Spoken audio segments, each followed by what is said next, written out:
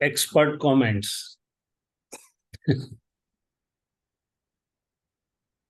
Jai Satchidanand. Jai Satchidanand. Pranam. Shaileshanandji, આપણે હમણાં પદના ઉપર એક દાદાની કવિરાજનો પદ છે, એના ઉપર આપણે હમણાં પુરુષાર્થ લીધો છે, તે હું કલપ કરું છું. 1 મિનિટ. હા જી, 1 મિનિટ બતા સિંગ કરો ને. 1 મિનિટ 1 મિનિટ પ્લે કરો ને. Play. Yeah, that's what I'm doing. Okay.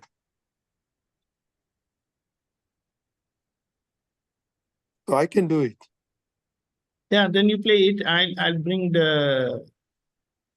Okay, બંને સાથે નહીં થશે. Let me play first, then you bring it. Okay. I can do that. I can do that, but together.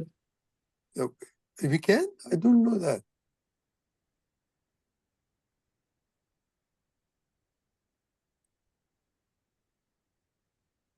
ચંચળ અવસ્થામાં આત્માનો અંશ નથી,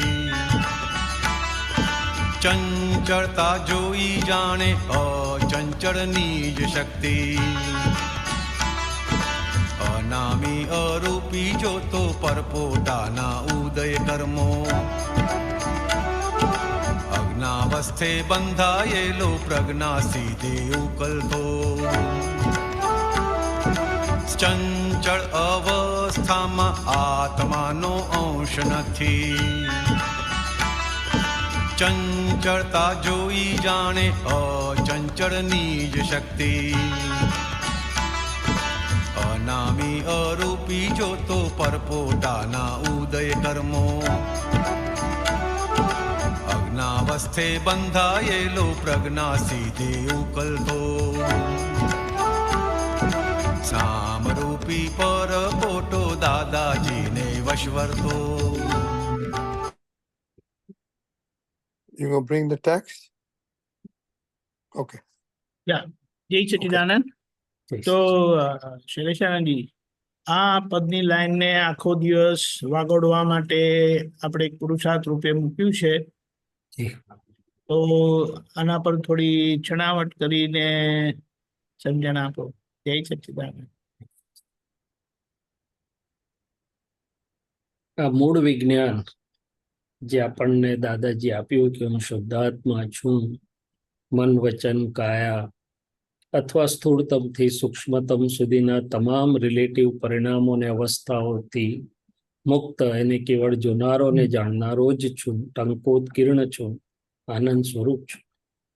એટલે શુદ્ધાત્મા આપણી સમજમાં તો છે કે હું જ્ઞાન સ્વરૂપ છું, અચળ છું, અને બાકીનું જે બધું જ છે ચંચળ એટલે રિલેટિવ, જે ચેન્જિંગ છે. પણ ખાસ કરીને જે અંતસ્કરણમાં બની રહ્યું છે સૂક્ષ્મ સૂક્ષ્મતર સૂક્ષ્મતમ, પણ ક્યાંક ને ક્યાંક હજી અડી જવાય છે. આ બધા મહાત્માનું કે આપણું સત્સંગની સાંભળીએ તો હજી ક્યાંક ને ક્યાંક અસર કે લેપાયમાન ભાવોમાં ક્યાંક હજી હું ને મારું આવતું હોય છે.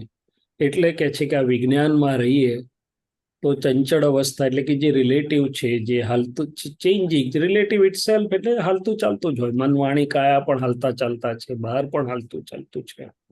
એટલે કે છે ને મનોવિહારી મનોવિહાર કરે છે, હું નિર્વિહારી શુદ્ધાત્મા માત્ર તેને જાણું છું. અંતસ્કરણ ચિત્ત વિહારી અંતસ્કરણ ચિત્ત વિહાર કરે છે, હું નિર્વિહારી માત્ર તેને જાણું છું. એટલે રિલેટિવ અને રિયલની જે લાઇન ઓફ ડિમાર્કેશન પણ જાગૃતિ માટે જે અંદર મારે જોવાનું છે, ખાસ કરીને બહાર તો છે પણ અંદર ખાસ તો, કે ક્યાં કઈ અવસ્થામાં મને ટંકોત્કીર્ણવત પણ અનુભવાતું નથી, છૂટાપણું અનુભવાતું નથી, ક્યાં હજી ડિસ્ચાર્જમાં હું કે મારો લાગે છે. એ આપણો આખા દિવસનો પ્રયોગ કે પુરુષાર્થ છે. અને ત્યાં આ વિજ્ઞાન રૂપે છે. પછી કે છે અનામી અરૂપી જોતો પરપોટાના ઉદય કર્મ. એટલે શૈલેષભાઈથી સારું થાય તો થોડા ખુશ થાય, શૈલેષભાઈથી કોઈને ના ગમે એવું થાય તો જરા નાખુશ થાય. પણ ત્યાં હું શુદ્ધાત્મા છું તો એને તટસ્થ ભાવે જો. હવે પ્રિય કે અપ્રિયની મંડળાની ટાળો શરતો કે છે ને, નામરૂપી પરપોટો દાદાજીને વશવરતો. પ્રિય કે અપ્રિયની મંડળાની ટાળો શરતો. એટલે આ ઉદય કર્મોમાં હજી મન પ્રિય અપ્રિય, ગમતું ના ગમતું, પસંદ ના પસંદ, અનુકૂળ પ્રતિકૂળ એવું બતાડ્યા કરશે. અંતસ્કરણમાં આવા પરિણામો ઉત્પન્ન થયા કરશે. પણ જો હું શુદ્ધાત્મા જ છું, જો મારા સ્વભાવને સારી પેઠે સમજીને એમાં રહેવાનો મારો ભાવ અને પુરુષાર્થ છે, તો પછી આ બધા જ પર પરિણામ, જેને દાદાએ કહ્યું સ્વપરિણામ અને પર પરિણામ, આ પર પરિણામને હું ઉદય તરીકે જોઈ જાણી શકું. પણ આ બહુ મહત્વનું છે. અજ્ઞાવસ્થે બંધાયેલો પ્રજ્ઞા સ્થિતિ ઉકલતો, એટલે કે પ્રજ્ઞાના પ્રકાશમાં હું તો શુદ્ધાત્મા તો રહું જ મારા સ્વભાવમાં, અચળમાં, પણ જોડે જોડે આ જે ચંચળ ઉકલતો ચંચળ ભાગ છે એ પ્રજ્ઞાના પ્રકાશમાં ચોખ્ખો થતો જાય, ભૂલ વગર ભૂલ ધોવાતી જાય, બધી અસહજતા તૂટીને ધોવાઈને સહજ તરફ જતો જાય. એટલે કે છેલ્લો દોષ જાય, એ આખો પ્રજ્ઞ પ્રકાશ ત્યાં સુધી ખુલ્લો થાય, એ આ વાત કરે છે. એટલે મારે સવારથી સાંજ સુધી સમજણથી છૂટું પાડે તો ખબર પડે કે આ ચંચળ શું ને અચળ શું. એમ હમણાં શાંતિ કાકા જે વાત કરતા હતા તે પણ આ જ વાત. પણ એ એક પક્ષી નથી, નિશ્ચય વ્યવહાર. એટલે કે નિશ્ચયમાં એક બાજુ મને રહેવા માટે મદદ કરે છે જાગૃતિ, હું અચળ છું અનામી રૂપી, અને બીજી બાજુ પ્રજ્ઞા શક્તિ રિલેટિવના શુદ્ધિકરણ માટે પણ કામ કરે છે. એવું મને સમજાય છે દીપક આનંદ સાહેબ. બહુ અને સરસ. ખાસ તો બોલો. હું અસરમાં આવી જાઉં છું, હું ક્યાં ચૂકી જાઉં છું, હજી કઈ અવસ્થામાં મને મારું અચળપણું કે ટંકોત્કીર્ણપણું અનુભવાતું નથી, એ મારે જોવાનું. કે ચંચળ અવસ્થા નિબંધ તો લખી કાઢું, પણ મારી અંતર વર્તનામાં, અંતર જાગૃતિમાં ક્યાં રહે છે ને ક્યાં નથી રહેતું. That's most important. તે જ રીતે બીજાની ચંચળ અવસ્થાઓ જોઈને પણ આપણને ઇફેક્ટો જે પડે છે, પ્રકૃતિને પડે ત્યાં સુધી ઠીક છે, પણ આપણે જો આપણા સ્વભાવમાંથી ખસીએ અને એના ચંચળ સ્વભાવને મુખ્ય માની લઈએ અથવા એનો અચળ જોવાનું ચૂક્યા આપણે.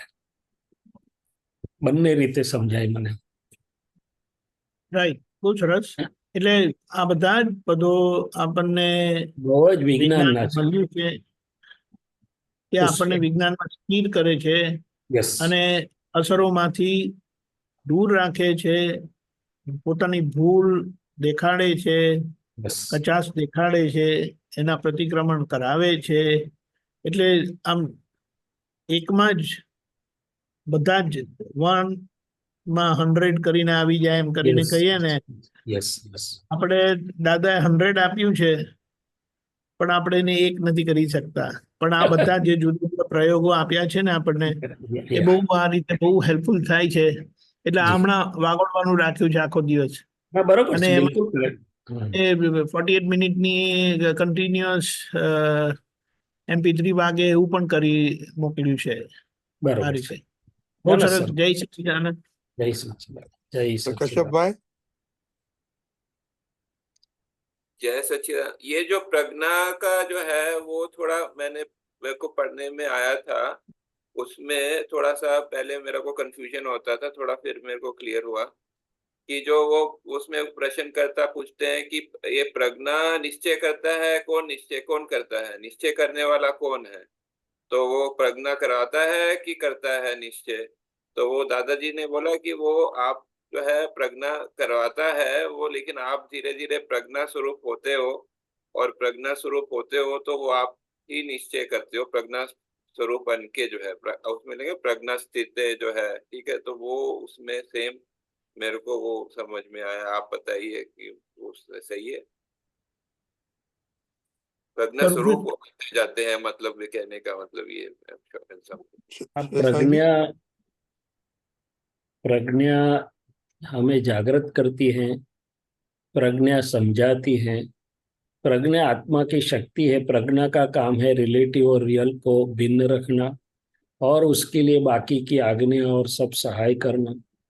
मगर निश्चय कौन करता है कि मुझे आज्ञा में ही रहना है, मैं शुद्धात्मा? ये तो फर्स्ट पहला निश्चय हमें निश्चय मैंने शुद्धात्मा, पहला निश्चय दादाजी ने दिया है कि मैं शुद्धात्मा हूँ, और दूसरा निश्चय जो जागृत हुआ, जो भान में आया, अब तक मैं शैलेश जो ऐसा करके सो रहा था, अभी जो जागृत हुआ कि नहीं मैं शुद्धात्मा हूँ, अंतरात्मा दशा में आया, वहां पर दूसरा सेकेंडरी निश्चय है कि मुझे 5 आज्ञा में ही रहना है, ज्ञान में रहना है, ये करना है, ये करना है।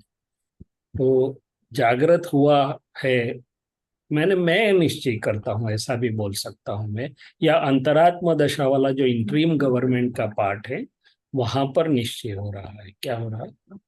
हाँ मूल निश्चय तो है मैं शुद्धात्मा हूँ, और सेकेंडरी निश्चय जिसे मैं बोलता हूँ हाँ। ये है।